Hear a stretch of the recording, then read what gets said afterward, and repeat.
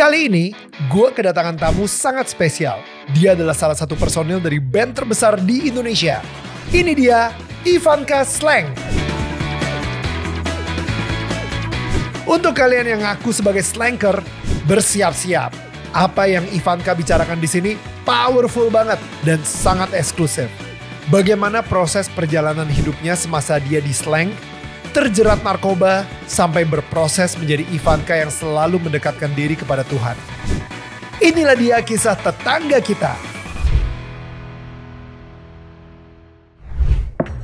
Hai, ini gue Daniel, tetangga kamu. Yuk kita mulai.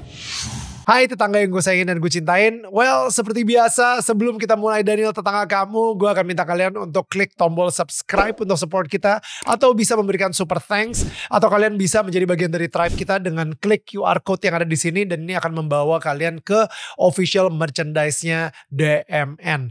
Nah, tapi yang pastinya gue seneng banget kalau misalnya kalian bisa memakai merchandise kita. Dan habis itu di foto dan habis itu di upload ke Instagram kalian. Dan di tag di @DanielManantaNetwork. Jangan lupa juga untuk cek podcast kita karena gue ngerasa nih ketika kita mendengarkan sesuatu yang baik itu akan membuat kita menjadi orang yang lebih baik lagi. Mentransformasi hati kita untuk menjadi lebih baik lagi. Dan itu dia kenapa hari ini gue mengundang seorang tetangga yang luar biasa banget ceritanya. Keren banget. Ini dia Ivanka. What's up bro? Hey, apa kabar Dan? Gue gak ngerti ya. Lu nyaman gak kalau misalnya gue tadi bilangnya Ivanka Slang gitu?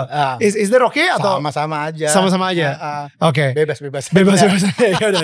Yaudah. Jadi ya Ivanka ini emang kita ketemu dari zaman MTV ya udah ya. Iya.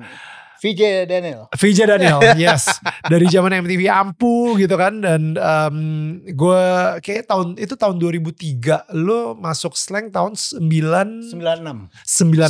Oke. 96. Nah dan gue gak tahu sama sekali. Maksudnya tahun 96 itu gue masih di Australia. Gue masih di Perth. Okay. Yes, gue nonton Slang. Gue nonton video klipnya Slang. Tapi ketika gue ketemu sama kalian, itu kayak karena gue 2003 tuh baru jadi VJ MTV gitu ya. Yeah. Nah, ketika gue ketemu kalian, kayak gue ngeliat manusia-manusia baru gitu. Ya. Iya kan? Karena udah lepas dari narkoba dan betul. Kalian udah benar-benar sehat banget. Kakak juga kayaknya udah mulai menumbuhkan six pack gitu. Ya kan? Udah beda banget gitu. Ya, betul. Dengan video klip tahun 96-an itu yang kayak kamu harus cepat pulang gitu kan. Lagu terus yang balikin tong kosong ya. Itu video klipnya wah berantakan banget. Mah itu zaman berantakan. Berantakan. Tapi bro, lu sendiri sebenarnya emang udah terlibat dari banyak band banget. Dan Slang itu band keberapa by the way ya untuk lu sendiri?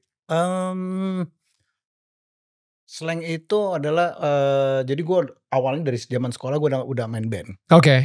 Zaman SMA itu gue udah ikutan festival rock se-Jawa Barat. Wow. Oke. SMA sampai izin sekolah. Nah pada saat itu sampai gak lulus sekolah lagi. Sampai gak lulus kuliah. Sekolah sih lulus. Lulus. Kuliahnya enggak. Tapi lulusnya di potlot justru. Jadi pada saat itu SMA gue main band, ikut festival rock se-Jawa Barat. Masih SMA tuh pemain gitar gue Abdi. Pemain gitar gue Abdi. Jadi dari zaman itu dulu bandnya namanya Flash. Okay. Flash. Sejak saat itu kuliah gagal kuliahnya. Akhirnya gue emang lebih interest di musik sih. Zaman dari SMA pun gue kalau di kelas tuh pasti ya musik lah, gue mikirinnya musik kayak macam. Sampai akhirnya gue mulai agak-agak gue memutuskan untuk tidak kuliah. Gitu. Kuliahnya ngambil apa emang saat itu jurusannya? Waktu itu tahun 90 gue ambil Fakultas Hukum di Universitas Merdeka Malang. Emang kelihatan sih muka-muka lawyer pengacara gitu ya. tapi gagal, bukannya gagal. Pada saat itu gue seneng musik lah. Seneng musik tapi nggak teratur hidup gue. Akhirnya gue pulang dari Malang ke Jakarta. Terus gue lanjutin lagi kuliah gue di Sekolah Tinggi Manajemen Transportasi. Wow. Itu cuma 2 tahun. Akhirnya ya karena di kampus pun ya gue akhirnya bermusik juga gitu. Wow. Ujung-ujungnya tahun 92, 93 udah nggak serius sekolah. Akhirnya gue bilang sama nyokap gue bilang, "Mah, aku putus kuliah. Jadi selama setahun ini gue udah gak kuliah. Wow. Gitu. Daripada gue ngabisin uang orang tua, lebih baik gue terus terang bahwa gue bener gak kuliah. Dan tolong doain gue supaya gue bisa mau mulai nih hidup di musik. Gitu. Nyokap gue dengan cepet aja dia mengizinkan gue, terus kedoain gue. Percakapan itu lumayan emosional. Jadi karena gue bilang gue mau hidup di musik dan niat gue cuma pengen membantu perekonomian keluarga kita dari musik. Udah sejak saat itu tahun 93, 96 gue udah di Slank. 3 tahun ya? Iya, gila ya. Tahun 93 itu gue waktu itu main band sama Imanes. Jadi ada vokalis reggae dulu, daripada belum tahu namanya Imanes. Anak pantai lah. Singlenya Anak Pantai. Gue tour sama Imanes. Sering kali gue main buat jadi openingnya Slank.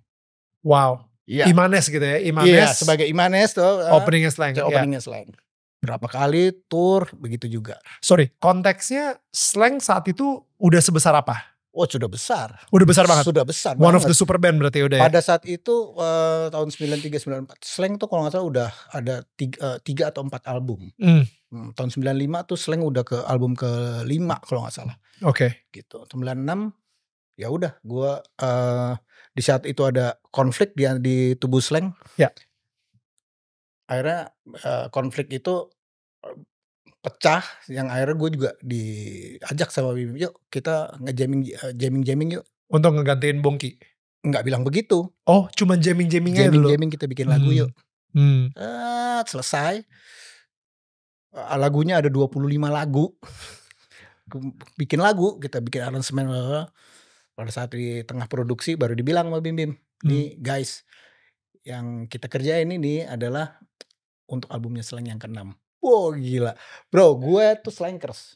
Gue tuh Slankers. Ya. Gue datang ke Potluck itu karena gue ngefans sama karya-karyanya Slank. Oh. Mungkin di dunia ini yang namanya Slankers yang paling beruntung adalah gue. Iya. Karena gue bisa ada kesempatan untuk masuk dalam tubuhnya Slank. Wow. Gitu. Jadi, wah gila. Satu kemewahan tersendiri buat gue. Betul. Gitu. Ya udah sejak 96, album ke-6, album ke-7 sampai sekarang. Album ke-25 bro. Gila album ke-25. Album ke-25. Wow. Iya. Band sebesar Slank saat itu ya. Jadi kayak itu anggapannya itu lu ngefans sama Metallica. Dan habis itu lu diajak ngejam sama Hetfieldnya gitu misalnya.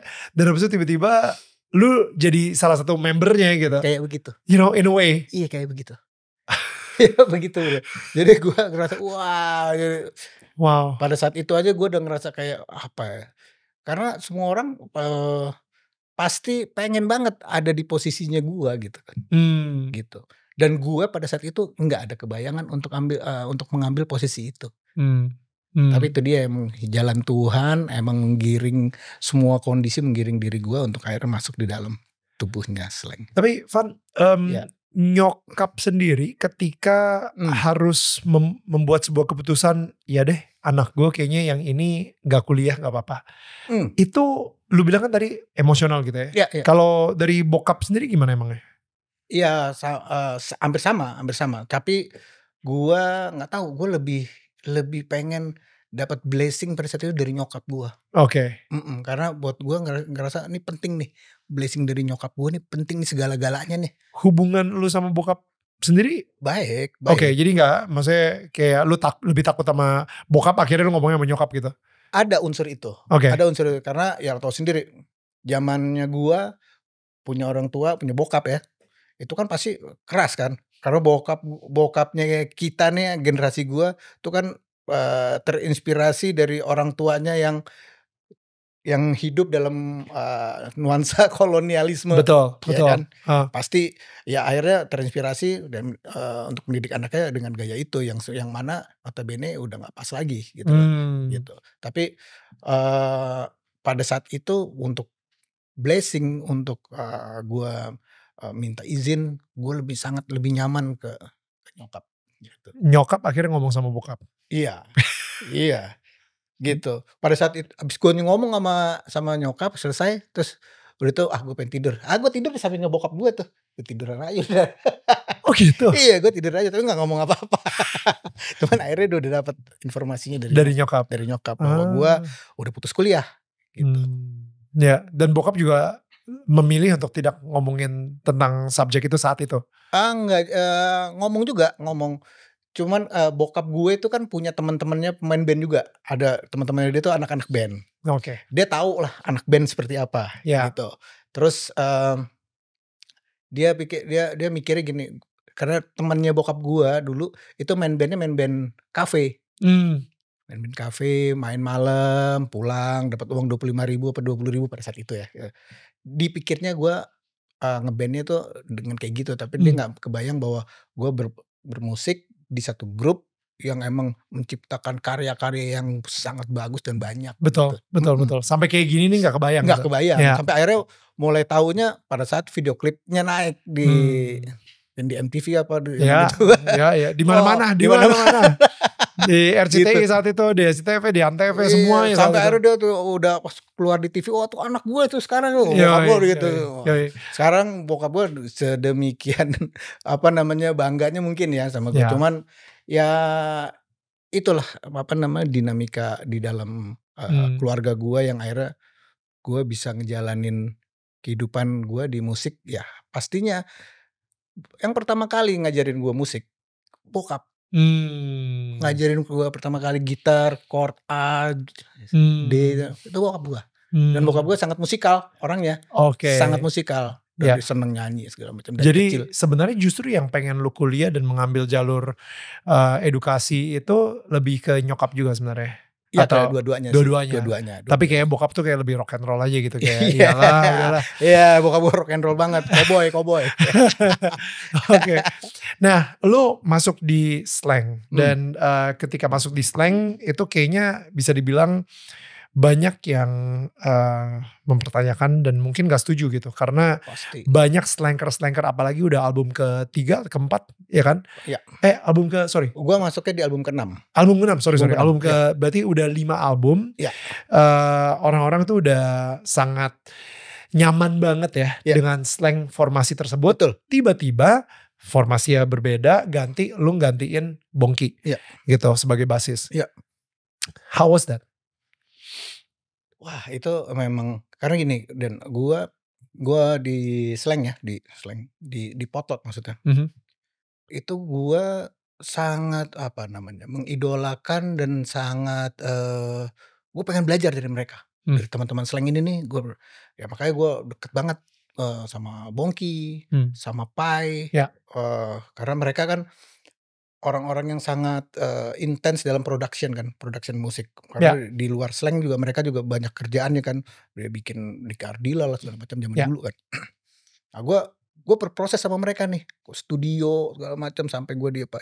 Jadi waktu pas gue dapet bahwa ini yang gue jalanin adalah proyeknya slang, wah ini gila nih.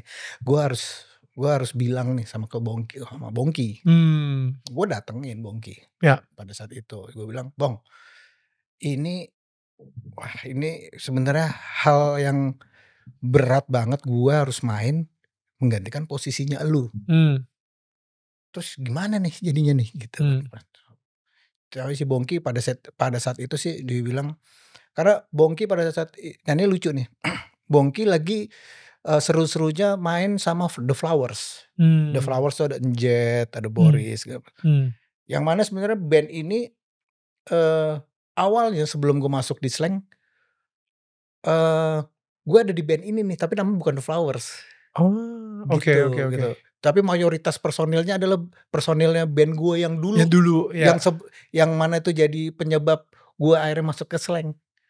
Gokil. Gitu, lucu sih ceritanya lucu gitu. Tapi akhirnya jadi si Bongki yang main ke situ, yang pemain gitarnya adalah dulu pemain main sama gue si Boris, pemain drumnya adalah si Ciling almarhum saudara gue.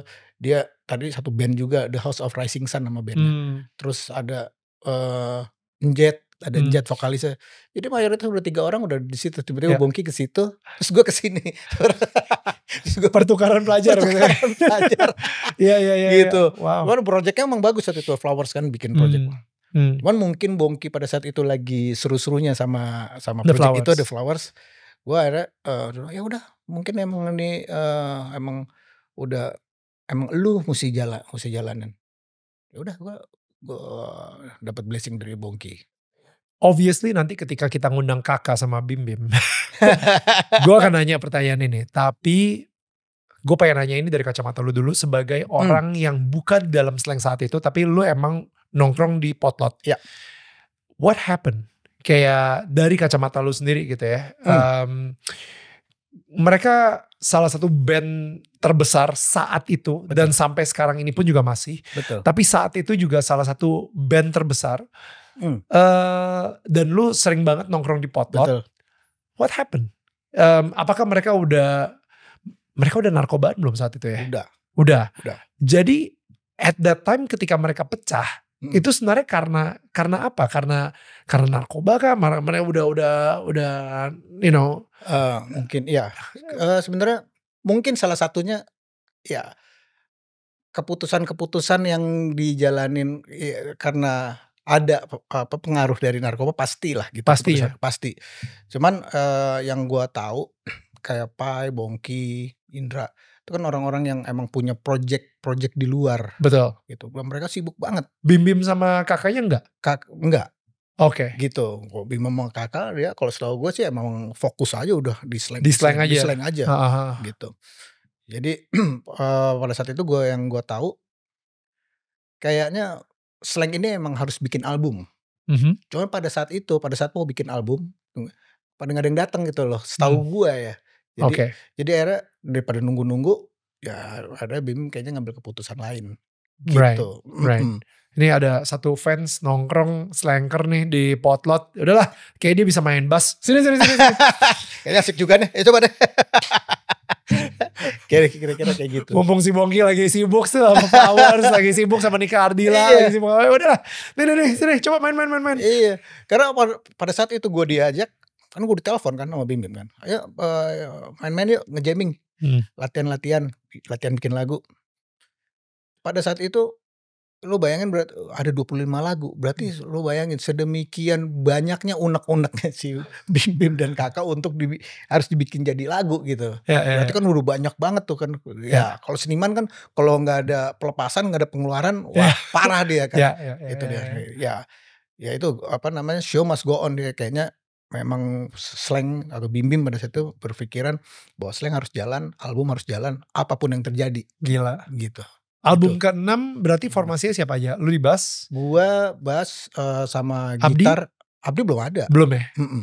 Rido juga belum? Belum ada. Oke. Jadi kakak, Bim, gua sama Renold. Berempat. Oke. Gitu. Oke. Wow. apa single yang hits banget dari situ? Tong kosong di situ. Tong kosong. Oke. Itu gila sih. Emang sih ya. Gue rekaman ya bikin itu 25 lagu. Tapi akhirnya diambil 16 lagu. Oke. 16 lagu. Gokil sih. Itu emang dan itu ada satu fase lucu juga nih Dan. Pada saat sudah selesai rekaman, terus adalah saudara gue yang dia tinggal di Australia di Canberra di KBRI, dia kerja di sana. Kontak gue, dia ngajakin gue, Van, lo mau nggak ke Australia? Lo kerja deh di sana. Oh, gue bilang menarik juga nih. Wah, gue pikir-pikir cuman kalau gue kerja di Australia, gue ninggalin ini gimana nih? Gue nggak secara emosional gue udah attached, udah kerja. Udah di slang atau belum? Udah selesai album yang gue kerjain. Oh, oke. Udah selesai. Udah 96 itu. Jadi lo ini setelah lo saat album ke-6 itu ya? Berarti udah album ke-6 sama slang dan habis itu saudara lo di KBRI di Canberra nelfon gue. Suruh kerja Canberra. Ya, gue pada saat itu gue dapet tawaran itu kan. Gue pikir, wah kalau gue misalkan gue ambil itu, terus bagaimana nih pertanggungjawaban terhadap apa yang gue udah lakukan. Betul. Bikin album, terus tapi gue nggak tanggung jawab lah gitu. Terus kalau ini gue kesini, yang sana gue hilang. Gue timbang. Akhirnya gue ambil Slank. Gue tinggalin. Si tawaran ke KBRI itu. Ya, karena gue ya udah, gue harus bertanggung jawab terhadap apa yang gue udah lakukan. Album ke-6-nya sendiri meledak atau enggak? Lumayan meledak. Iya, karena tong kosong. Orang-orang kan penasaran kan, gimana sih musiknya Slank pada saat Bongki, Pai Indra nggak ada. Betul. Nggak ada keyboard, nggak ada apa.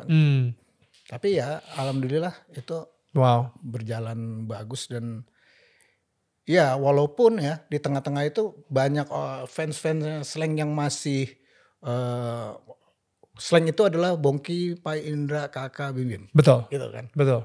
Tiba-tiba Slank manggung, wah ada gua lagi, siapa nih orang nih? Ya. Kena gitu sambit-sambitin. Serius loh? Ya sambit-sambitin tuh kena. Sampai akhirnya ada satu momen itu kalau gak salah di Serang.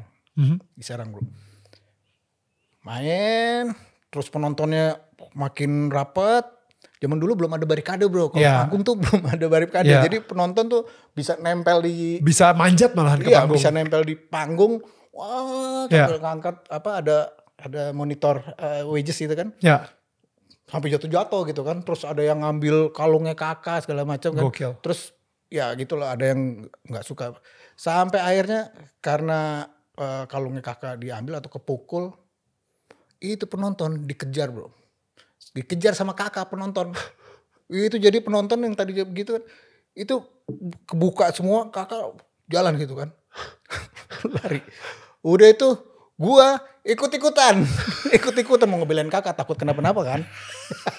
So pahlawan. Jadi itu baru pertama kali mungkin dalam sejarah band gitu ya nyerang penonton bro. Gila, kalau diserang balik kelar kita. Gila itu. Kalungnya dapat atau enggak? Kayaknya dapat deh. Terus Bimim turun juga. Dia narik gue. Lo ngapain sih ikut-ikutan? Akhirnya udah. Terus abis itu main lagi. Itu gokil sih. Itu gokil. Penonton diserang. Wow, zaman itu gila. Ya. 97 itu. 97 awal. Lu tau gak sih enaknya ya? Zaman itu guys. Zaman itu belum ada handphone yang ada kameranya. Iya betul, gak ada. Gila, you know, gak ada. Gue itu ada di masa transisi. Di transisi, gue jadi selebriti di tahun 2003. Orang-orang belum banyak lah, handphone udah ada, tapi belum ada kameranya. Ya. Jadi banyak banget kenakalan yang kita lakukan. Sampai akhirnya handphone udah ada kameranya. Udah itu kita stop semua tuh. Karena udah mulai ada dokumentasi masalahnya. Udah ada itu. Belum lagi ada sosial media. Udah stop semuanya. Jadi jadi selebriti sekarang sama jadi selebriti dulu. Wah emang iya. Effortnya lebih gede zaman dulu. Zaman dulu itu wild banget. It's a wild west banget gitu. Jadi karena ya lu apalagi lu sebagai Slank. Lu masuk kemana aja sah. Lu mau ngelakuin apa aja sah. Lu mau ngegampar security pun sah. Iya kan, maksud gue kayak, tapi sekarang lu mau ngegampar security di videoin orang viral. ITE apa segala macam. ITE segala kayak gitu. Jadi kayak, tapi zaman dulu tuh kayak lo sebagai rockstar tuh kayak dapat privilege-nya segitunya banget gitu. Ya gak sih, kalau misalnya buat lu sendiri, maksudnya saat apalagi lu bukan orang yang membangun Slank, tapi lu tiba-tiba udah masuk ke sebuah band yang mempunyai kekuatan seperti itu dan langsung jadi superstar gitu. Iya. Kayak Spider-Man dapat armornya Iron Man langsung. Rockstar syndrome pada saat itu ada lah, fase-fasenya ya 2-3 tahun pasti ada lah. Tapi gua apa namanya? Cuman zaman itu kan zaman 90-an tuh drugs tuh gila sih emang. Gue gak tahu sih. Cuman kayaknya gak tahu apa mungkin drugs itu memang disengaja diterjunin supaya untuk mendistract pemikiran anak muda terhadap perlawanan melawan Orde Baru pada saat itu. Mungkin. Malah bisa jadi iya, mungkin iya gitu. Karena gokil banget sih. Karena kita kan pada saat itu ngalamin tahun 97, 98 udah mulai zaman pergerakan kan. Ya. That's true. Gue gak pernah mikirin sampai ke situ. Iya, itu pasti. That is true. Pasti. Karena, nah kita ngomong drugs sedikit ya. Ya. Karena drugs itu gue ngerasain zaman awalnya kita gratis loh. Kita gratis. Nah mungkin karena lu rockstar. Justru. Ya kan? Iya justru. Karena dia butuh exposure. Iya, butuh KOL sama influencer. Awalnya endorse bro. Iya. Selesai udah lo edik beli sendiri lah, beli sendiri gitu. Cuman pada saat itu kan jadi bahan bandarnya juga. Wah, Slang ngambil sama gue loh. Wah, iya, gila. Iya, klien gue Slang. Iya. Iya. Jadi memang ada kemungkinan besar, walaupun gue nggak punya bukti-bukti atau data-data bahwa kita itu emang benar dimanfaatkan oleh bandar itu, sehingga pada saat kita kena itu emang parah sih, parah banget ya. Slankers pada ikutan bro. Itu kan yang serem, dan yang akhirnya menjadi titik balik bahwa kita berpikir wah ini kita udah harus selesai. Tapi waktu pas kita mikir pada saat itu kita harus berhenti nih, kita nggak punya kekuatan bro untuk bisa berhenti sendiri. Susah banget. Tapi sebelum kita ngomongin ketika kalian berhenti, karena it's amazing cerita kalian berhenti itu it's amazing juga gitu. Tapi sebelum kita ngomongin ke situ, gue penasaran trigger awal mulanya itu sebenarnya karena apa? Apa tuh? Sampai apakah lu udah nyobain narkoba sebelum lu di Slang, atau justru lu baru nyobain narkoba setelah lu di Slang? Nah, kalau gue lihat ya di era gue itu, nah ini dia, kita ini generasi yang sebenarnya ngelihat generasi sebelumnya tuh ada gap. Oke. Jadi boleh dibilang jadi alasan atau tidak, tapi ini bentuk sikap rebel kita sama orang tua gitu. Dan ini jadi apa? Jadi kayak healingnya kita lah pada saat itu. Right. Walaupun itu salah, pastinya salah gitu. Of course. Salah. Tapi pada saat itu memang tekanan seperti itu kan seolah orang tua tuh nggak ngerti gitu loh. Terus tambah lagi kita udah mulai dewasa, udah mulai ngerti terhadap ketidakadilan zaman itu, zaman politiknya seperti itu. Ya mungkin ini jadi way out-nya kita. Gitu. Tambah lagi kita main musik gitu kan. Dan ya itu cukup dalam kita di drugs waktu itu. Lo again tadi pertanyaannya belum dijawab. Setelah Slang atau sebelum Slang? Sudah. Sebelum Slang tuh gue udah drugs. Udah addicted juga gitu udah narkoba. Ya, cuman memang waktu itu itu awal-awalnya ada apa namanya drugs namanya putau itu mulai masuk. Gitu. Dan itu si penghancur itu ya. Iya, itu dia. Itu yang bikin akhirnya kita semuanya tuh jadi terpecah belah tuh sebenarnya dari situ juga. Jadi pas di Slang sendiri, ya bukannya semakin berkurang karena tanggung jawab ngeband semakin besar, tapi justru malah semakin nambah gitu. Kayak gue ngerasa apalagi fans Slankernya sendiri juga ngebandingin lu sama Bongki misalnya. Oh iya pasti. Habis itu lu ada pressure untuk perform, lu ada pressure untuk apa ya, memperlihatkan yang terbaik, dan atau ya kayak tadi ya healing atau way out-nya, pelariannya justru malah ke drugs gitu. Yang benar-benar bisa dibilang kayak sementara banget sih ya. Iya. Sebenarnya kayak gini. Pada saat itu kita anggap ini menjadi satu pelarian yang baik gitu. Jadi way out yang bagus gitu. Tapi ternyata waktu pas kita udah edik. Itu kita bukan untuk mabuk. Tapi supaya gak sakit bro. Gak ngerti gue. Maksudnya gak sakit? Nah, kalau orang udah kena putau nih atau heroin pada saat itu. Udah. Terus udah itu berhenti. 1 hari 2 hari sakit bro, badan sakit. Jadi itu yang disebut sakau itu. Right. Itu semua penyakit, mau flu, sakit perut, mau pusing, mau apa segala macam penyakit tuh kayak demam, keringat dingin itu keluar semua. Jadi itu pada saat kita nggak ada tuh barang tuh tahunnya. Tapi pada saat kita ada barang kita pakai hilang semua. Wow. Jadi akhirnya kita pakai itu cuma buat nggak sakit tadi yang gue bilang. Supaya untuk bertahan supaya nggak sakit. Gila loh. Jadi lu sakit awalnya gara-gara si putau, tapi untuk menyembuhkan lu dari sakit pakai putau itu lagi gitu. Itu dia. Gila, itu benar-benar obat dari setan banget. Setan. Dari iblis banget. Iblis laknatullah.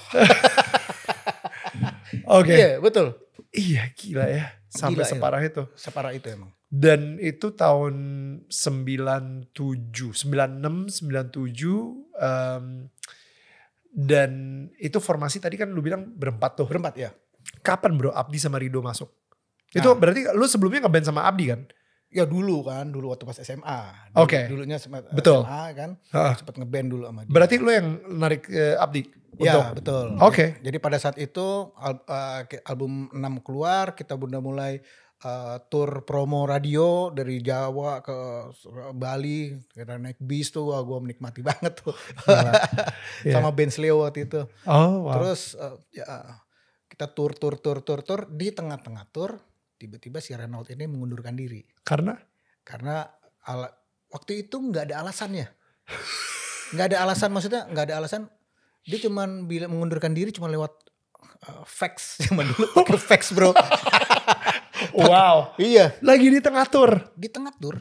Cuman pada saat itu kita lagi tur, tiba-tiba Renault mengundurkan diri, ngirim fax. Terus kita mikir gimana, dicoba Bunda Yvette waktu itu udah coba datengin Renault untuk mancing ke potlot atau ngobrol. Akhirnya tapi gagal. Akhirnya kita punya opsi cari pemain gitar ganti. Oke.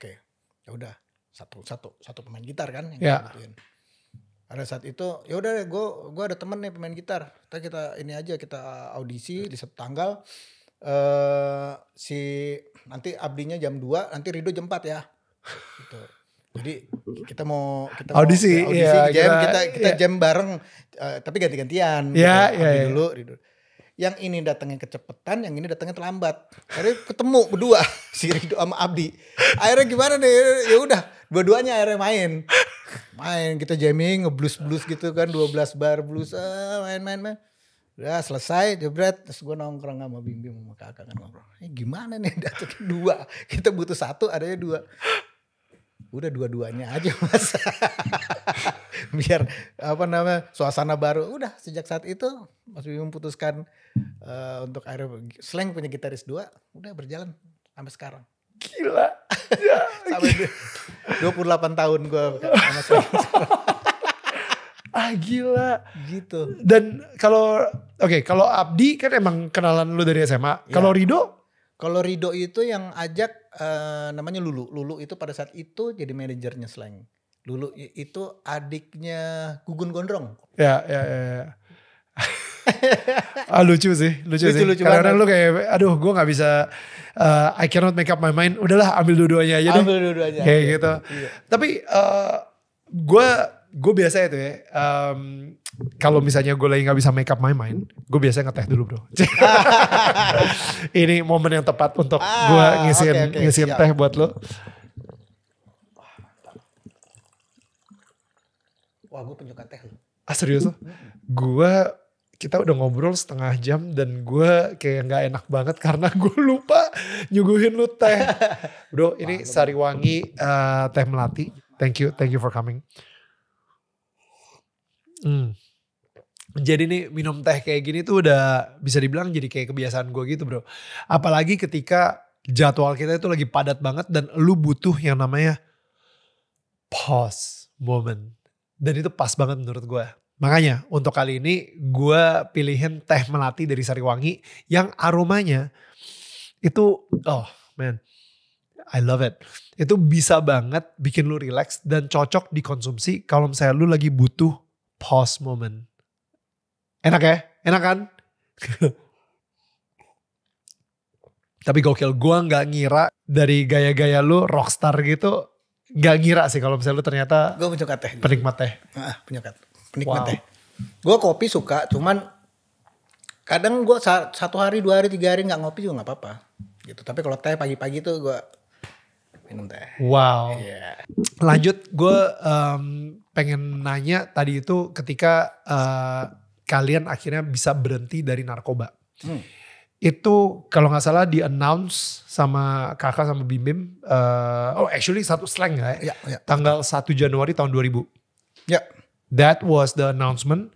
Kalian bilang kita bersih narkoba. Dan bahkan ada campaign-nya juga dan lain-lain gitu. Iya, betul.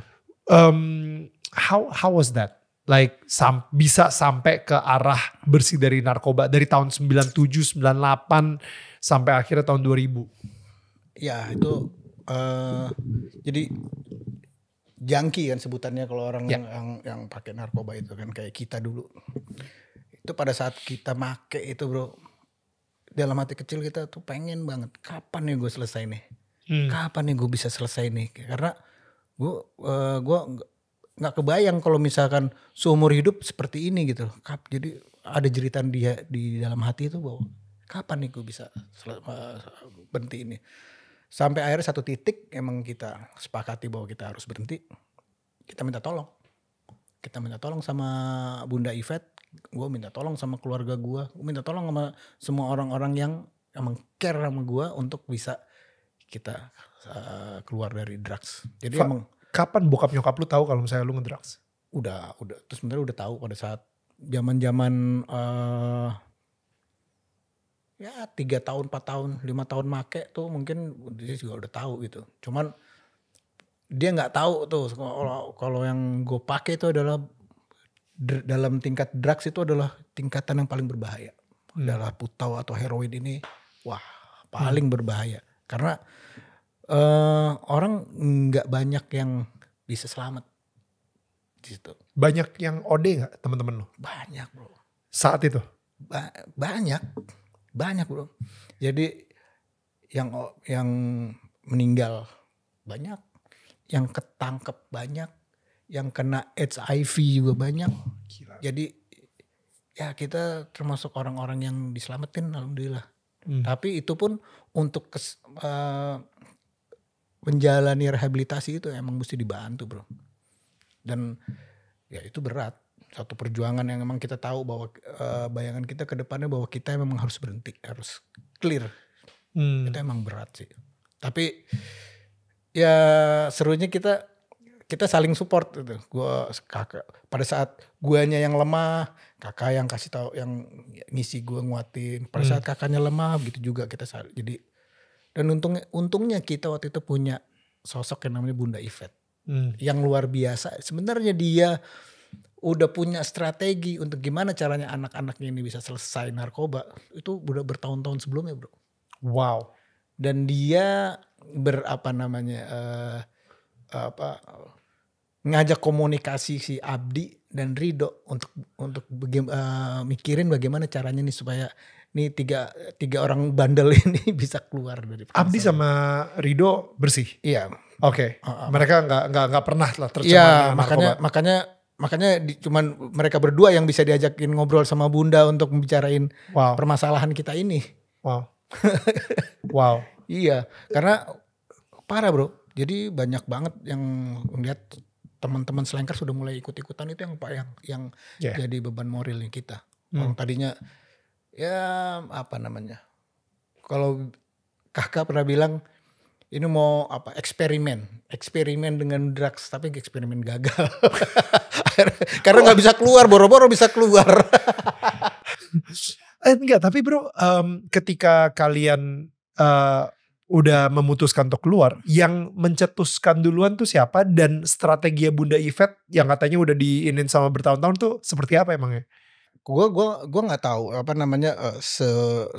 dalam kurun waktu sampai akhirnya kita memutusin itu Bunda melakukan langkah-langkah apa. Tapi waktu itu Pai pada saat itu kan gue tahu juga bahwa dia parah juga kan. Tiba-tiba dia datang ke potlot. Bunda, saya sembuh. Wow, gue bilang, Pai gue juga pas denger, wah seorang Pai bisa sembuh. Gimana caranya? Wah, jadi cerita lah. Bahwa dia ke satu Shinsei, dia dapat obat obat herbal lah ya, obat herbal. Yang mana tuh fungsinya untuk bisa mendetoks dari racun-racun drugs dan juga untuk membenahi reseptor otak yang bikin ketagihan bla bla bla bla bla gitulah. Informasinya kayak gitu. Tapi buktinya Pai sembuh. Ya. Wah, ini gimana? Sebelum gue ditanyain sama semua komentar-komentar bagaimana caranya Pai bisa sembuh, scene saya di mana? Scene saya masih ada nggak sekarang? Nah itu dia yang gue selalu pertanyakan tuh, masih ada apa enggak? Kayaknya dulu lu pernah datengin? Pernah datengin. Oke. Namanya Teguh Wijaya. Nah kalau misalkan ada yang tahu nih, Pak Teguh masih ada atau enggak ada? Oke. Di daerah mana sih saya? Daerah Pulau Mas. Daerah Pulau Mas. Yeah. Gue pengen banget tuh ketemu. Atau misalkan enggak ada pun, kalau ada keluarganya gue juga pengen tuh ketemu. Gue mau silaturahim sama dia. Oke. Shinsei Teguh Wijaya di daerah Pulau Mas. Again, kalau misalnya karena sering banget kita dapat DM atau komentar kayak Neil, itu Ivanka sempat ngomong Shinsei siapa karena mungkin anak saya atau siapa gitu lagi kecanduan narkoba. Betul. Gimana cara keluarnya? Itu Shinsei itu siapa? Dan lu jadi sempat ke Shinsei tersebut? Iya sempat. Karena pada saat itu kita konsulnya kan pasti ke sana. Gitu. Obatnya dikasih. Pada saat itu selama 3 tahun itu tuh jadi ya. Sama tahun 97 atau 98 sampai ke tahun 2000 kalian benar-benar ketika tercetus gua pengen keluar dari narkoba and that's dan Pai bilang gue sembuh gara-gara Shinsei, akhirnya kalian mulai rehab di Shinsei. Iya tahun 2000 jadi akhirnya kita ambil langkah untuk berobat setelah mendapat informasi dari Pai ini kan. Gitu. Karena Pai bisa sembuh. Ya udah akhirnya tahun 2000 itu kita tentunya kan ngelewatin rehabilitasi dulu kan, baru kita akhirnya announce gitu. Right. Ya.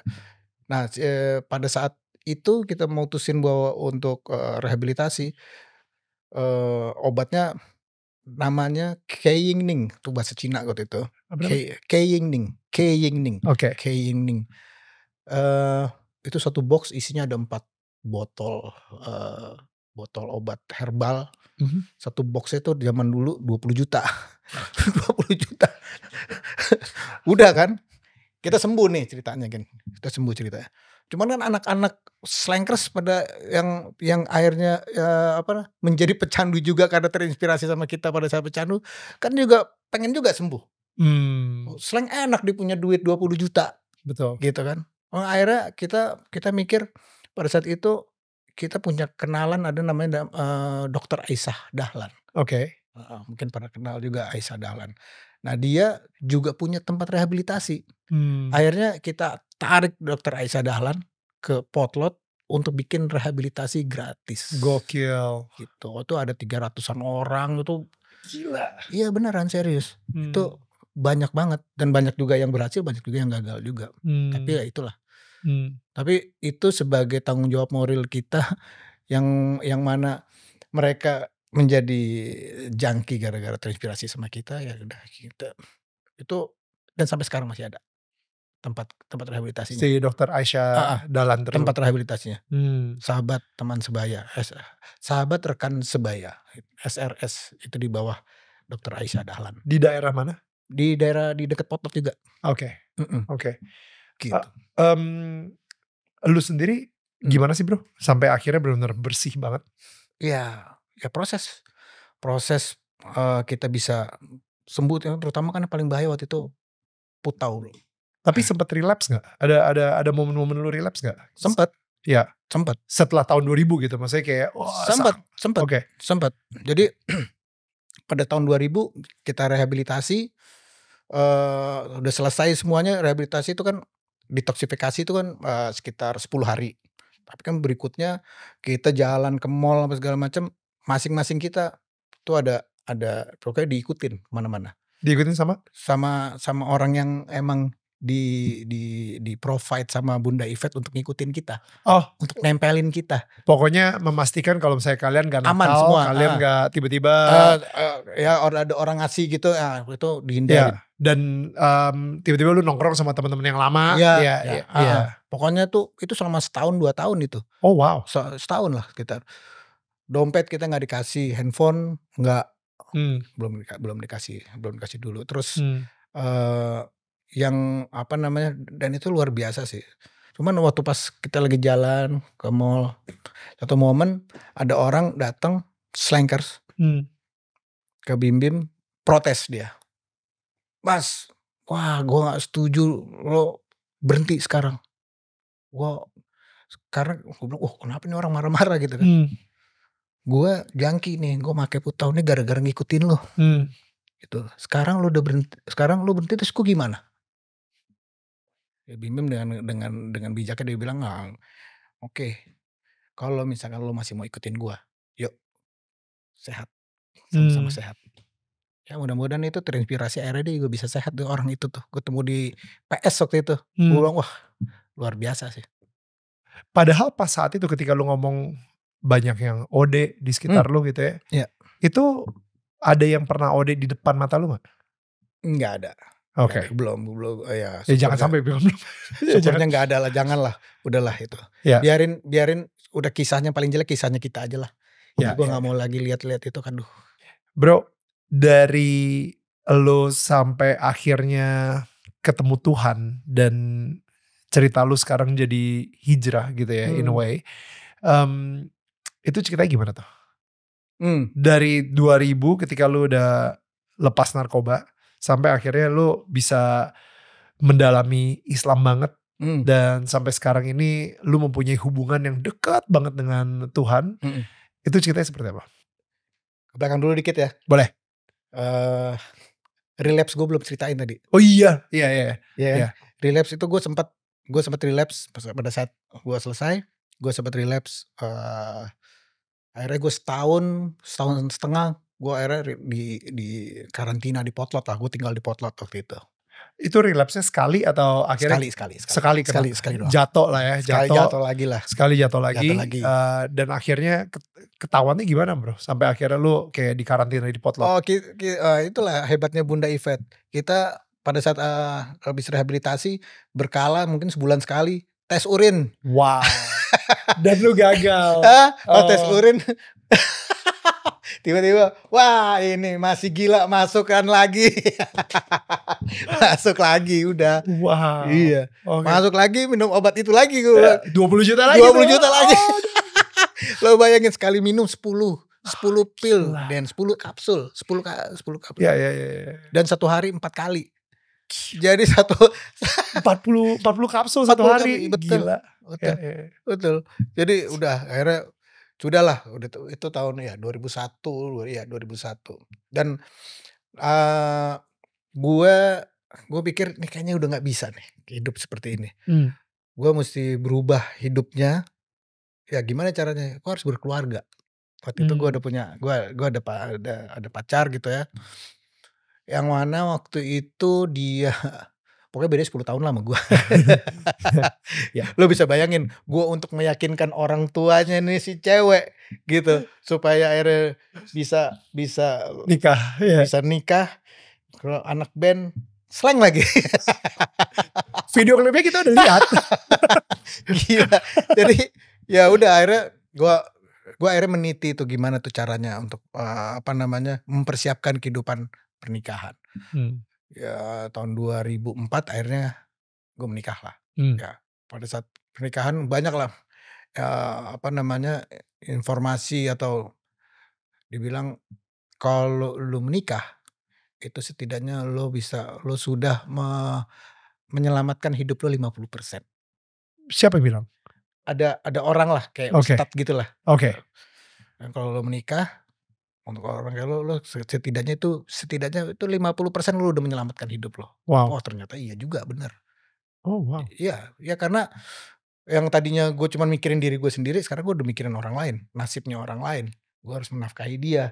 Apalagi pas sudah mulai punya anak, 2004, 2005 gue udah punya anak. Wah, gue harus ada tanggung jawab lagi nih, gimana nih caranya. Jadi itu proses gue tuh 2004 nikah, 2005 punya anak, 2009 gue punya anak lagi. Tapi pada saat ada satu kejadian di tahun 2009, gue punya teman, tapi sepupu gue sebenarnya, langsung. Dia drummernya The Flowers. Yang mana? Kalau Z vokalisnya Ciling. Almarhum. 2009 dia meninggal. 2009 meninggal, mobilnya kecelakaan terjun dari jurang. What? Iya, terjun dari jurang. Gila, gue bilang, wih gila. Perasaan karena gue deket kan, tiba-tiba udah selesai meninggal, gue langsung mikir gitu. Wih gila nih, pada saat kalau misalkan ini, karena kejadian kematian itu adalah pasti akan terjadi sama semua orang. Ya. Pada saat itu terjadi sama gue ngobrol, gue siap nggak ya? Nah itu tuh gue mulai itu akhirnya pencarian di situ tuh mulai pencarian. Akhirnya gue di tahun 2009 2010 gue akhirnya menemukan bahwa perjuangan gue untuk quit drugs ini akhirnya bisa ada senjata pamungkasnya adalah dengan gue mendekat sama Allah. So good. Gitu, akhirnya wah ini dia nih, ini pamungkasnya nih, udah nih. Jadi alasannya dia lebih keren. Kenapa lu berhenti drugs? Wah karena drugs ini. Enggak, gue berhenti drugs karena apa? Karena gue mau deket sama Allah. Jadi lebih keren lagi gitu loh. Ya. Kan? Karena di situ gue udah punya anak 2. Wah nih kayaknya udah nih, kayaknya selesai nih. Udah akhirnya gue mencoba mempelajari agama, hakikatnya seperti apa sih. Kebetulan gue belajar itu sama ada temen gue ini dia musisi juga, jadi bahasanya masih nyambung. Ya. Dia vokalisnya dulu pemain gitarnya Rotor, namanya Irfan Sembiring. Oke. Gue bilang, wih gila, gue ngeliat dia bersahaja banget ya, musiknya dia keras, tapi gue bilang lu asik banget ya Van ya. Gue cuma ngeliat doang ya, lu asik banget ya, apa sih gini. Akhirnya gue mulai mencoba belajar. Wow. Ternyata ya dari seseorang musisi, dia mainin lagunya apa sih, metal gitu ya si Ivan? Metal gila. Yeah, dia yang pembukanya Metallica bro. Gokil. Tapi di belakang panggung justru dia itu bisa sebersahaja itu sampai menarik orang-orang. Dia jadi becoming atraktif ya, menarik orang-orang sehingga lu jadi pengen belajar Islam lebih dalam lagi, mempelajari Tuhan yang dia sembah lebih dalam lagi gitu. Betul. Karena kebersahajaannya dia lah. Betul, gitu kan. betul. Tapi pada saat itu dia udah mulai nggak terlalu aktif di musik ya pada saat itu. Oke. Tapi yang gue ngelihat kebersahajaannya dia karena mendekatnya. Dengan Tuhan, terus itu terpancarkan dari auranya orang bro, ya kan, lu bisa lihat lah tuh orang yang secara spiritualnya dia mapan gitu ya, itu terpancar banget. Gue ngeliat, gue penasaran apa sih gitu, apa rahasianya? I want what you have, I want to have what you have. Iya gitu. betul. Ternyata ya itu dia tentang sharing, tentang dakwah. Jadi dia bilang beragama itu bukan buat sendirian, kita bukan buat sendirian. Agama itu pada saat kita mengajak orang untuk berbuat baik, kita mendapat kebaikan yang sama persis. Misalkan gini, ada orang naik haji karena kita ajak, karena kita lu kayaknya udah punya uang, udah cukup rezeki lu untuk naik haji, dia pergi 10 orang deh sama keluarganya, pulang haji. Lo yang memberikan inspirasi dan motivasi itu, lo dapat pahala haji tanpa mengurangi, bukan 1 loh, 10, karena dia berangkatnya 10 orang. Ya. Wow. Wah dakwah tuh begitu ya Van, begitu. Gratis. Gratis. Lo cuman mengajak orang ke dalam kebaikan. Tetangga kita ada yang hatinya tergerak untuk naik haji langsung gara-gara ini, silahkan pergi sekarang. Ya kira-kira begitu tuh, bener. Jadi ya gue belajar itu. Wow. Gue sampai belajar dari masjid ke masjid. Gue belajar. Nah gue bisa belajar menjadi orang yang, karena gini, orang di mana-mana kalau ketemu gue pasti wah slang, artis gitu. Tapi gue di dalam situ, gue menjadi orang yang sebenar-benarnya yang nggak ada embel-embel itu, hilang. Ya. Karena apa? Karena ini pinternya si Irfan nih, dia nggak mau ngasih tahu kalau misalkan ada di satu jamaah gitu, dia nggak mau ngasih tahu, nggak mau ngenalin nih Ivan slang, dia bilang nggak.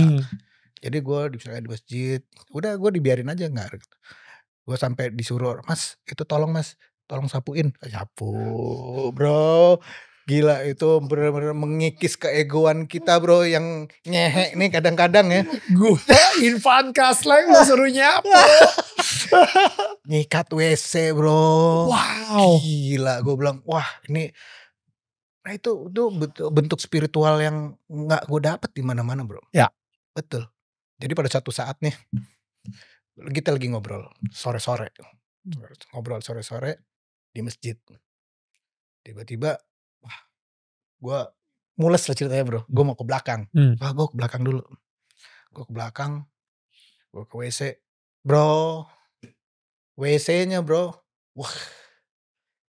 Gokil, gue bilang gue belum anjis banget. Gak perlu diceritain secara detail. Ini gue udah enak langsung. Iya gue. No. Gila. Oke, pokoknya gila lah pokoknya. Itu yang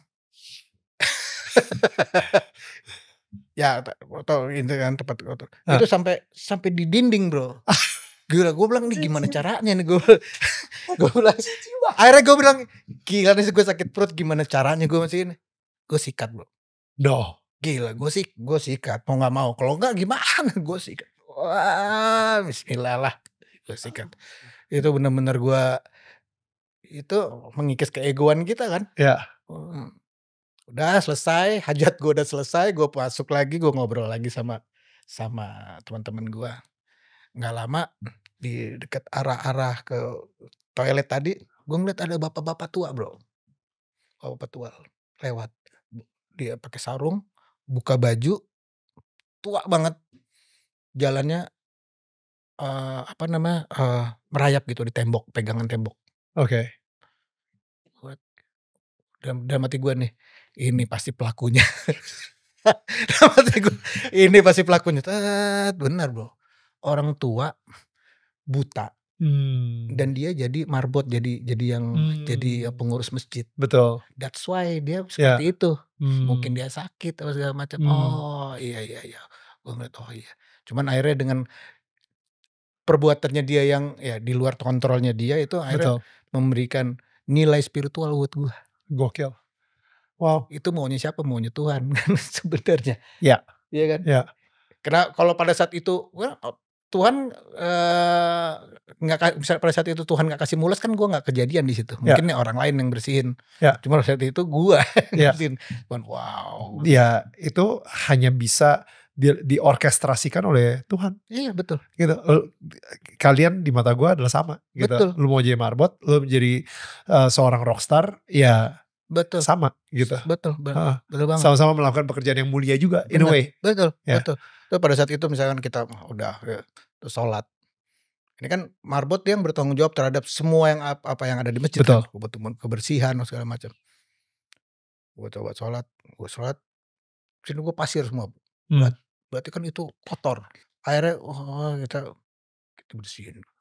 Jadi gue mendapatkan nilai spiritual yang luar biasa di dalam situ karena gue nggak menjadi orang yang ada embel-embel gue siapa. Gue meninggalkan itu. Semata-mata gue di situ hanya untuk memperbaiki diri gue. Iya. Dan yang menarik ya, yang gue lihat ketika lo mempunyai pertama kesadaran bahwa kematian itu tidak bisa dihindari. Betul.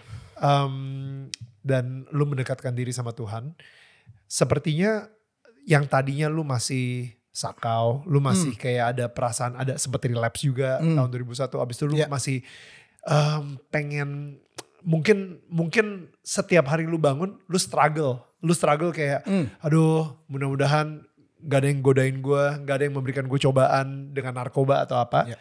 Tapi akhirnya lu memutuskan untuk shift, lu problemnya itu pertama kan kita kayak ngasih spotlight ya ke si problemnya tersebut. Problemnya adalah gue takut gue jatuh lagi dalam cobaan narkoba.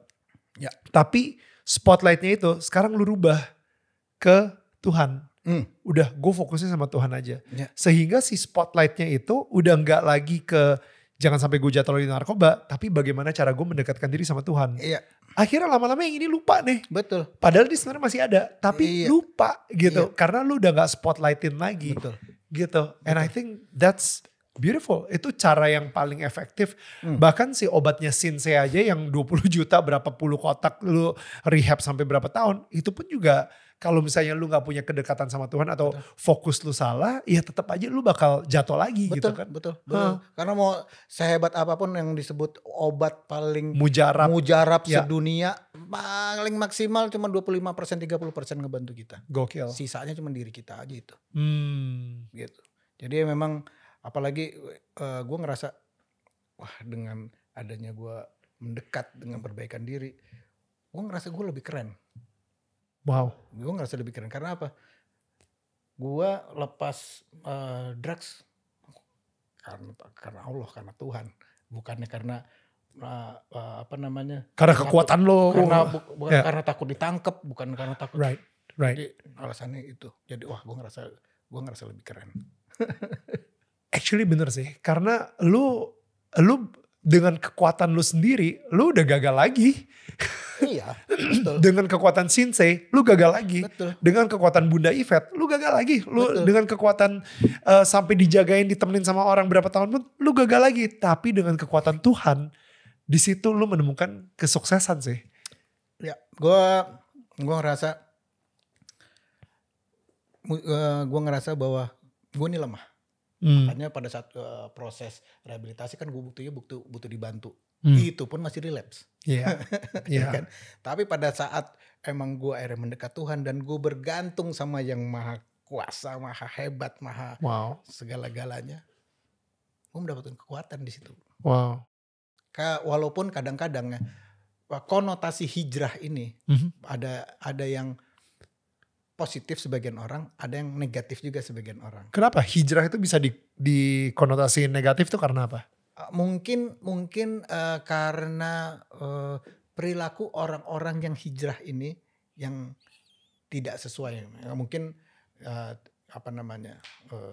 ya lebay mungkin ya. Oke. Dia bilang lebay. Oke. Gitu. Tapi menurut gue mau apapun itu yang namanya hijrah dari arah yang tidak baik menjadi baik itu udah pasti baik. Ya. Apalagi kita mau mendekat sama yang maha pencipta nih. Karena ujung-ujungnya kan kita semua balik ini bro. Ya kan, ujung-ujungnya kita balik ya, kita belajar bagaimana nanti kita pas baliknya tuh balik yang keren. Bro, tadi ketika lu ngobrol tentang Irfan gitu, dia pemain musik metal, tapi di belakang panggung dia malah berdakwah in a way gitu ya. Banyak orang yang semakin hidupnya dekat dengan Tuhan atau konotasinya di sini, definisinya hijrah gitu. Nah, ketika mereka hijrah, mereka justru malah melihat musik itu sebagai sesuatu yang haram gitu. Haram ya. Nah, lu sendiri sebagai musisi, pandangan lu seperti apa, men? Sebenarnya yang gue kan ada beberapa sumber yang gue terima yang mengenai musik gitu. Kayak dari Adi Hidayat atau segala macam, gue juga pelajarin juga. Ya. Sebenarnya yang bikin haram itu adalah hal-hal yang melalaikan sebenarnya. Melalaikan lo untuk bisa tetap mengingat Tuhan. Oke. Itu jadi haram. Tapi kalau pada saat musik itu lo mainin tapi di situ isinya adalah mengajak orang untuk ke arah kebaikan, untuk hormat sama orang tua, untuk menghindari perbuatan-perbuatan yang korup, untuk mencintai lingkungan, mencintai alam. Di mana salahnya? Justru gue kemarin dia cerita tentang haram gitu. Gue pernah, anak gue kan gamers, seneng main game. Terus dia lupa sholat. Gue bilang, main game haram. Gue bilang, main game tuh haram. Kalau lu gara-gara main game, lo jadi lupa sama tanggung jawab lo, lupa sama ibadah lo, jadi haram. Karena lo lalai gitu. Itu sebenarnya. Jadi, that's so good. Ya, seseorang menyukai musik, siapa yang memberikan seseorang ini interest terhadap musik? Siapa yang ngasih? Tuhan. Nah, gitu. Jadi tergantung bagaimana.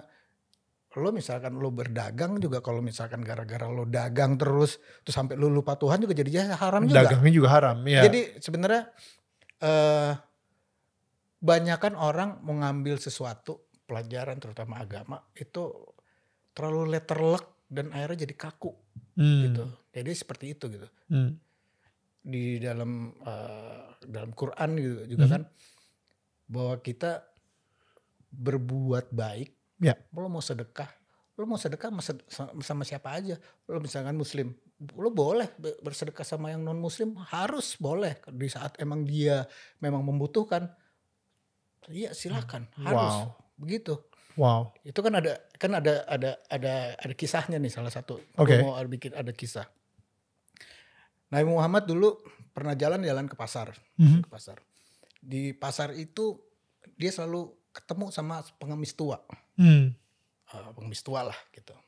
Yang udah pasti itu dia non muslim lah pokoknya. Dia bilang pada saat dia lewat, si nenek tua ini pasti dikasih makanan sama Nabi. Nabi Muhammad nggak ngomong, cuma kasih makanan. Terus dia bilang, si nenek tua ini bilang, ini makanannya terlalu keras. Ya udah, dikunyahin sama Nabi Muhammad. Wow. Dikunyahin, disuapin. Terus, tapi waktu pas dalam dia dinyuapin gitu, ini nenek selalu bilang, kamu tahu nggak orang yang namanya Muhammad? Jangan sekali-kali kamu ketemu dia, karena dia tuh orang gila, orang yang selalu begini begitu ngomong yang jelek-jelek lah. Dan dia nggak tahu kalau misalnya yang lagi nyuapin dia itu Nabi Muhammad. Oke. Besok Nabi Muhammad besok lewat lagi, begitu lagi, kasih nyuapin, bilang pokoknya kamu kalau ketemu Muhammad, harus hindarin, dia orang yang selalu memisahkan antara anak dan bapak, misalkan ini, yang jelek-jelek gitu. Besoknya lagi tiba-tiba dia ke situ. Terus satu saat Nabi Muhammad meninggal. Nabi Muhammad meninggal. Terus di sahabat-sahabatnya ditanyain, kira-kira ada hajat apa sih Nabi Muhammad yang belum dilaksanakan? Sahabat-sahabat tahu bahwa Nabi Muhammad selalu di pojokan jalan itu, dekat pasar itu, bahwa Nabi Muhammad selalu ngasih makan si ibu pengemis tua ini. Nenek tua ini. Ya udah biar saya aja, kata Abu Bakar As-Siddiq. Saya aja. Dia samperin. Dikasih disuapin. Oke. Disuapin, langsung ditepis sama nenek tua. Lo bukan orang yang kemarin. Lo siapa gini-gini. Karena orang yang kemarin nggak menyuapinnya dengan lemah lembut. Terus makanan yang disuapin ke mulut gue tuh sangat lembut. Karena dikunyahin dulu sama Nabi Muhammad. Gitu. Lu siapa gitu? Lu bukan orang yang kemarin. Dikasih tahu bahwa yang kemarin itu, yang suka ngasih makan lu, ada Nabi Muhammad. Wow. Gitu. Ini nenek tua ini nangis langsung. Wow. Jadi masuk Muslim. Wow. Masuk Islam. Berarti apa? Bukan, jadi ada hikmah, bukan sekedar redaksional hadis Quran, tapi ada tercermin dari akhlak. Sebenarnya itu kan. Islam itu kan. Agama itu kayak perbuatan. Gitu. Perbuatan. Iya, perbuatan. Karena lu mau dikotbahin seberapa macam pun, tapi lu nggak melakukan. Iya, imannya itu mati gitu. Ibaratnya kan itu nenek-nenek tua yang di pojokan itu akhirnya dia menjadi Muslim tanpa Nabi Muhammad berkata-kata satu kali pun. Gokil. Jadi ya kebaikan itu ya kayak misalkan tadi, lo misalnya bermusik tapi mengajak kebaikan, itu memang harus itu gitu loh kalau misalkan. Tapi kalau misalkan dengan bermusik lo lalai sama kewajiban-kewajiban yang emang harus lo lakukan, terutama dalam ibadah ya, itu jadi haram itu. Gitu. Menurut gue sih gitu sih bro. Tadi lu udah sempat ngomongin soal sedekah gitu. Seberapa pentingnya sih sedekah dalam hidup lu sendiri? Penting banget bro. Penting banget. Gini, pada satu saat kita ngerasa membutuhkan rizki yang lebih, pada saat itu juga lu harus bersedekahnya juga harus lebih banyak lagi. jadi penting. Jadi kalau misalkan sedekah, karena gini bro, di dalam Islam, pada saat kita nanti itu selesai kita pulang, kan nggak bawa apa-apa bro. Ya. Lu punya harta, nggak akan. Tapi kalau kita keluarin harta kita di jalan Tuhan, ketemu tuh sama harta kita bro di sana. Itu jadi harta yang dibilang kalau menurut gue dan menurut ulama-ulama itu menjadi harta kita yang sesungguhnya. Wow. Itu akan balik lagi ke kita. Apalagi di sana. Wow. Wah, gue nggak tahu itu conversionnya seperti apa gitu. Wow. Ya.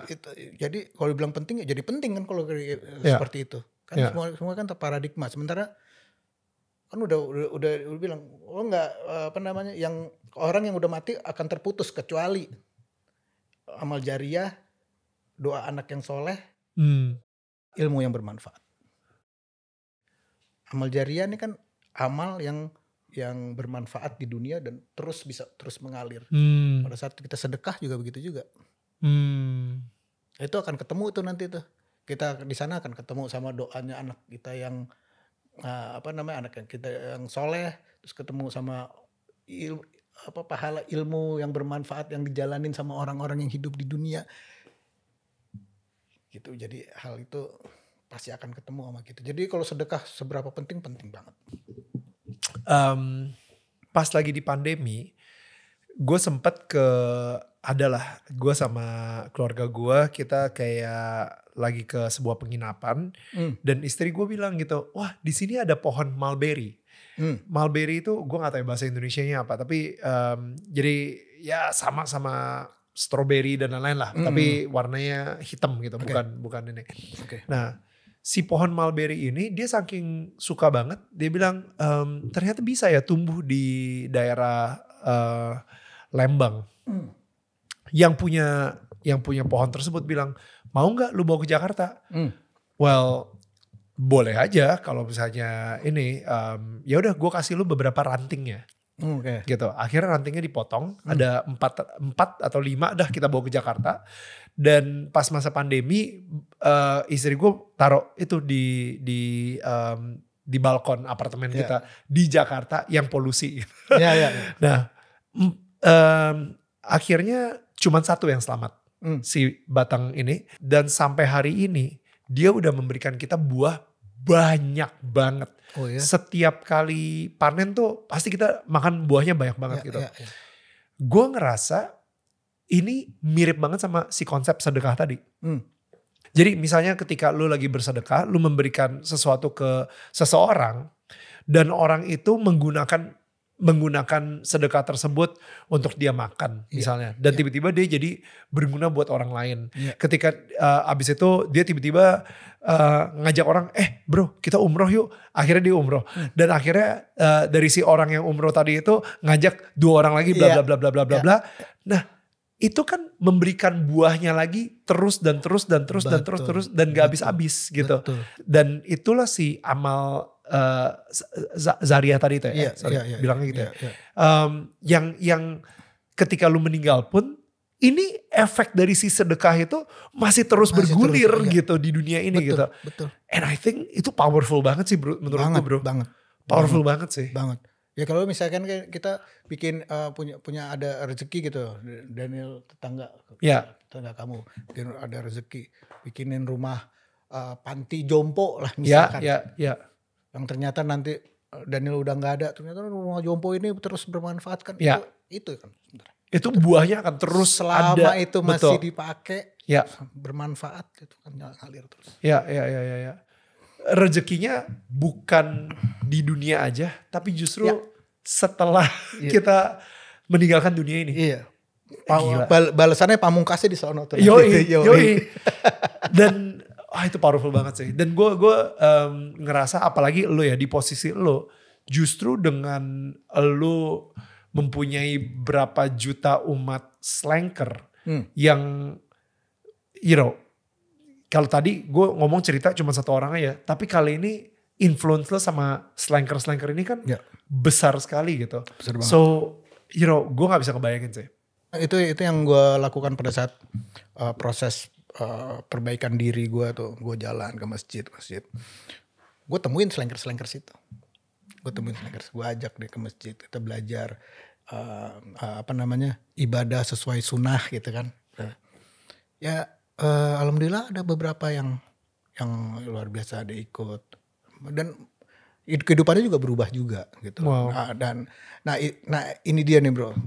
Gue ngerasa gini. Kenapa kok ini kan satu misteri kan. Kenapa gue dikasih terjerat di narkoba? Terus kenapa gue akhirnya bisa nikah? Kenapa terus akhirnya habis itu sembuh? Terus kenapa gue hijrah? Sementara status gue melekat adalah seorang anak band yang mana punya pengikut yang jutaan orang. Ya. Kalau gue nggak memberikan satu kebaikan untuk mengajak mereka ke dalam kebaikan, mubazir bro. Useless hidup gue. Wow. Makanya gue berjuang gitu loh, gimana caranya gue untuk memberikan kebaikan ke orang banyak. Wow. Salah satunya misalkan gue ngeliat slankers kan banyak kan. Gue pengen ada image yang bagus lah gitu. Walaupun sebagian orang ada yang wah slankers begini, slankers wah rusuh bla bla bla. Gue walaupun itu mungkin sebagian dibilang benar, tapi gue juga nggak pengen itu yang bisa menjadi capnya si slankers. Makanya gue tercetus ada ide tentang slankerpreneur. Slankerpreneur tuh gue pengen si slankers ini berdaya secara ekonomi. Wow. Gitu. Supaya apa? Supaya orang kalau udah berdaya secara ekonomi, hal-hal negatif apapun tuh bisa, radikalisme, drugs, yang tidak baik tuh rentan sebenarnya. Makanya gue pengen membangun itu. Gue nggak bisa sendiri. Gue butuh teman-teman slang yang lain dan teman-teman yang bisa mensupport program ini gitu. That's so cool. Sekarang lagi mau coba attach sama Kadin malah. Wow. Slankerpreneur sama Kadin nih lagi mau kerja sama. That's so cool. Gitu. Ya itu dari ekonominya, tapi yang paling penting adalah spiritual sih sebenarnya. Gue penasaran deh, kayak lo dulu ketika di slang pelariannya adalah narkoba. Ketika tadi kan kita udah sempat cerita gitu, ketika ada orang mulai membandingkan lo sama Bongki, abis itu lo mulai stres, lo mau healing, lo mau lari, pelarian narkoba. Yang namanya hidup pasti ada masalah. Gue gak tahu ya akhir-akhir ini masalah lo apa, atau beberapa tahun yang lalu masalahnya apa. Tapi sekarang nih kalau misalnya lo kena masalah, pelariannya atau healingnya itu kemana? Kalau misalnya bukan ke narkoba. Nah, sekarang gue ngeliat masalah udah beda kayak dulu. Kayak gue melihat masalah zaman dulu. Okay. Jadi gue ngeliat masalah itu, kalau ada masalah, ini berarti Tuhan lagi sayang sama gue nih. Kok bisa sih? Kok bisa pemikirannya kayak gitu? Okay. Iya. Lu kena masalah tapi lu ngerasa Tuhan lagi sayang sama lo? Iya. Bukan, kebanyakan orang kan bilangnya kayak Tuhan kenapa masalah ini terjadi padaku Tuhan gitu kan? Iya. Kok bisa pikirin seperti itu? Itu dia. Kalau menurut gue, karena ada masalah, sebenarnya Tuhan lagi mau mendekat sama kita dengan adanya kita dikasih masalah itu. Karena pada saat masalah itu ada, nggak mungkin solusinya nggak disiapin sama Tuhan. Wow. Pasti. Wow. Pasti. Oh kita harus berprasangka baik sama Tuhan. Masa kita nggak berprasangka baik? Pasti, nggak mungkin nggak. Pasti. Walaupun yang awalnya kita dapat masalah itu ya, waduh. Tapi sebenarnya hakikatnya sebenarnya Tuhan lagi mau mendekat sama kita. Dengan apa? Dengan cara masalah. Dengan ada masalah. Akhirnya di situ kita sujud, kita minta ya Allah. Ada contoh. Pada satu saat gue mau nikah pada saat itu. Nah ini lucu juga nih. Sebelum nikah, gue sama mertua gue, calon mertua gue pada saat itu, dia cuma bilang, saya cuma mau punya menantu yang beriman. Wah keren tuh mertua gue. Gokil. Saya cuman gimana caranya kan dia kan untuk membuktikan bahwa orang beriman gitu kan. Iya kan. Ya udah kamu nanti ikut di satu tempat ya, ada satu ustadz, ngobrol sama dia. Ngobrol sama dia. Dan gue ngobrol sama dia, sama si Ustadz ini. Dan gue sama si Ustadz ini dibilang, lu harus, mesti hafal, bukan hafalin. Mesti baca Quran. Selama hatam, selesai. Selama 1 minggu. 1 minggu? 1 minggu bro. Dari awal sampai habis? Iya. Kalau hatam Quran itu lu baca dalam hati atau lu gue ucapin. Lu ucapin tuh? Iya, ucapin. Padahal itu kan bahasa Arab kan. Iya. Gue bisa baca Quran. Cuman karena ya lo tau sendiri lah, gue bandel seperti itu kan kegiatan yang harus diulang-ulang kan, dilatih. Pada saat itu gue harus baca dalam waktu 1 minggu. Si Ustadz kan ngeliat kan, nggak bisa lo baca Latinnya aja. Iya. Lu baca Latinnya aja. Huruf ABC-nya aja. Iya. Huruf biasanya, abjadnya. Baca. 1 minggu bro, baca Quran. Itu udah mulai, kan 30 juz. Juz 1, 2, 3, 4. Udah mulai juz ke-25. Itu namanya memang firmannya Allah ya. Walaupun dibaca tidak pakai Arabnya. Itu getaran dalam hati gue tuh. Wah, bergemuruh. Udah mulai kan seminggu kan, hari ke-5, hari ke-6 bergemuruh. Hari ke-7 udah mulai juz ke-28, wah tambah bergetar. Udah mulai ayat terakhir, disuruh stop. Udah lo stop aja. Stop, nanti sisanya kita baca bareng-bareng. Maksudnya lo baca di depan kita-kita. Wow. Gitu. Udah mulai kumpul sama istri sama keluarga. Iya, pacar ya, calon istri. Sama teman-teman slang juga ada juga. Gokil. Ada juga.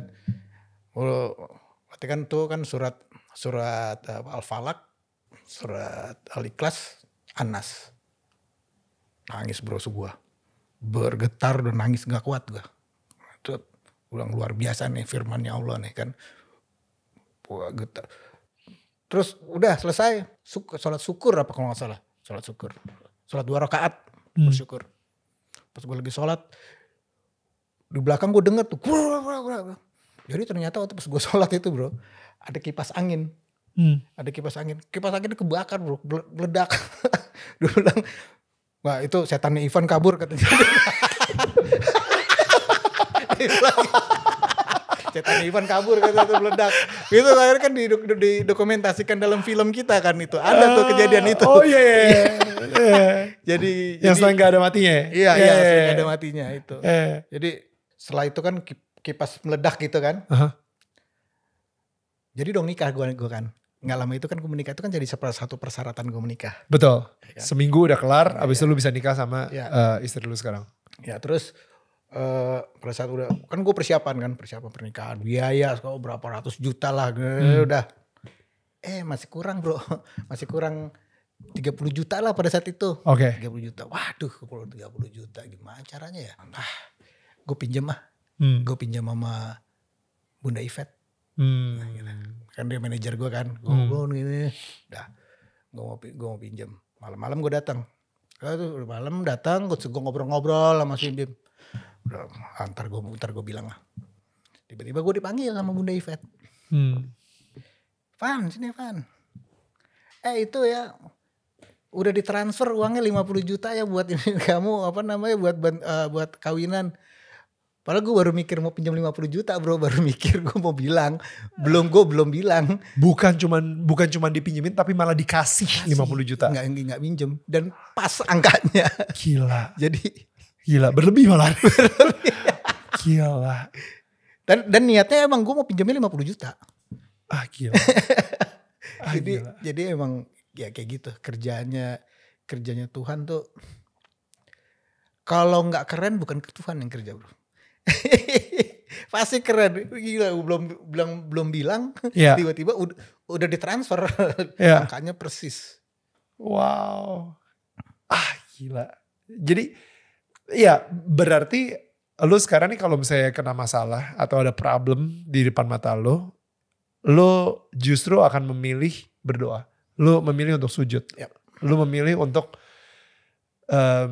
Tuhan terima kasih buat masalah ini. ini artinya kamu sedang menyayangi aku. Walaupun itu nggak sesimpel itu bro. Gue pada saat kita kena masalah nggak bisa kita langsung wah terima kasih Tuhan gitu. Ya, pasti nggak. Susah. Pasti nggak. Dan ya banyak kejadian. Apalagi waktu pas pandemi kemarin, wah itu keren ya. Lo pasti juga ngerasain lah. Pas pandemi muncullah si Daniel Tetangga kamu ini. Ya itu luar biasa juga. Ini produk pandemi banget.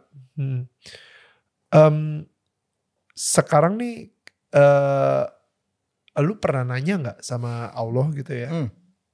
Kenapa di antara semua teman-teman yang OD, semua yang ketangkep, yang mungkin sampai hari ini masih kecanduan, kenapa Tuhan memilih lu untuk membebaskan lu dari jerat narkoba ini? Dan bahkan sampai sekarang ini slang pun juga masih bertahan gitu. Kenapa lu gitu? Kenapa bukan yang lain? Kenapa lu masih hidup dan malah makin kayaknya lu udah ada di tahap dimana lu sempat membuat slanker gak tahu ya dari 300 ini apakah slanker pun juga ada yang OD gara-gara apa yang kalian lakukan gitu. Maksud gue lu mungkin gak layak. Gak layak. Tapi kenapa dia pilih lu gitu untuk bisa? Have you ever asked that? Iya. Gue yakin ya. Kenapa? Karena gini, gue menyadari gue diselamatkan. Sangat menyadari bahwa kita diselamatkan. Kenapa diselamatkan? Karena ada hal yang penting dan mulia untuk bisa kita jalanin, yang mana nih hal itu adalah untuk kebaikan untuk semuanya. Jadi gue emang kayak gue ngerasa lo emang harus jadi orang yang bermanfaat buat orang banyak.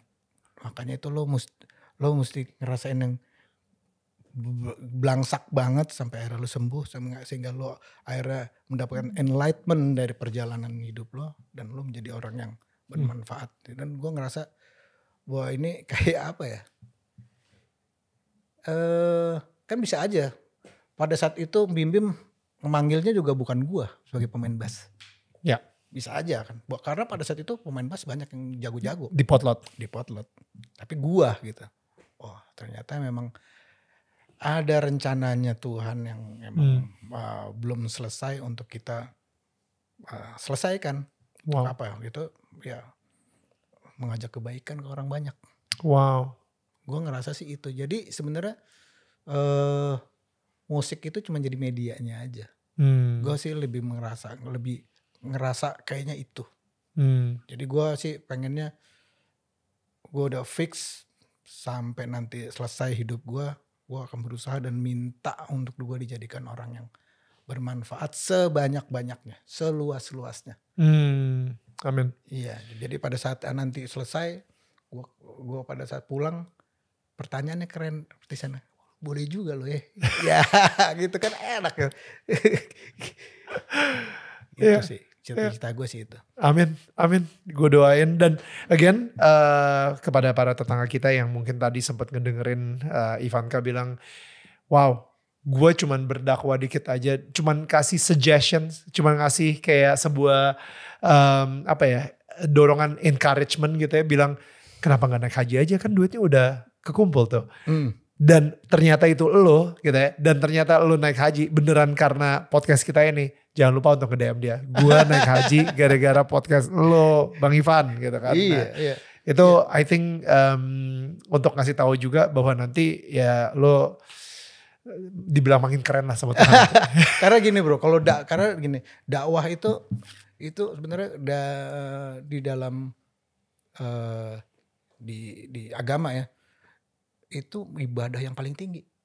Dakwah, mengajak orang ke dalam kebaikan. Pada saat kebaikan itu dilakukan sama orang itu, maka yang mengajak akan mendapatkan sama persis, nggak dipotong apa-apa tuh. That's jadi amazing.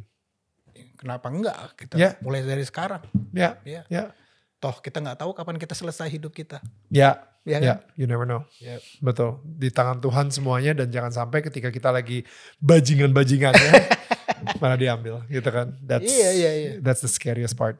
Bro, gue mau ngasih ini rumah-rumahan ini. Oke. Thank you so much. Kita pengingat aja sebuah simbol yang mengingatkan bahwa sudah ada terang di dalam rumah lo. Dan terang lo ini nanti akan menerangi. Bentuknya kayak gitu ya? Sama bentuknya ya? seperti ini. Siap. Terang lo ini akan menerangi orang-orang di sekitar rumah lo juga. Jadi amin. Iya, filosofinya adalah mudah-mudahan terangnya Ivanka Slang di rumah tangganya Ivanka itu bisa menerangi rumah-rumah sekitarnya. Sehingga kita semua menginspirasi untuk tetangga-tetangga kita untuk menjadi terang juga. Amin. Sama kayak apa yang lu lakuin sekarang ini dengan slanker-slanker gitu. Untuk mengangkat mereka menjadi terang juga gitu. Amin. Ya.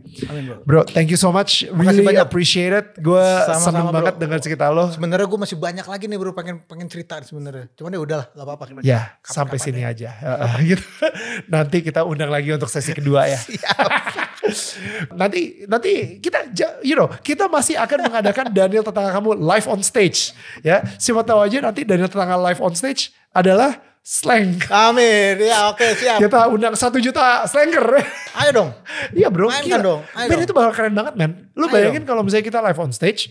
Dan itu udah kayak semi dakwah. Karena ngobrolnya sama lo. Ngobrolnya sama Bim sama kakak gitu kan. Iya. Dan habis itu kalian langsung main manggung gitu. Iya, wah gila pecah. Kita akustikan di situ. Akustikan ada lagu-lagu Islami juga gitu yang kalian bawain. Kapan lagi ya gak sih? Udah kita jadiin aja dah. Ayo dong. Guys, thank you so much. Kita ketemu lagi di Daniel Tetangga Kamu minggu depan dengan tetangga yang gak kalah kerennya juga. Tetangga saling menyangga, bukan menyangga. Bye.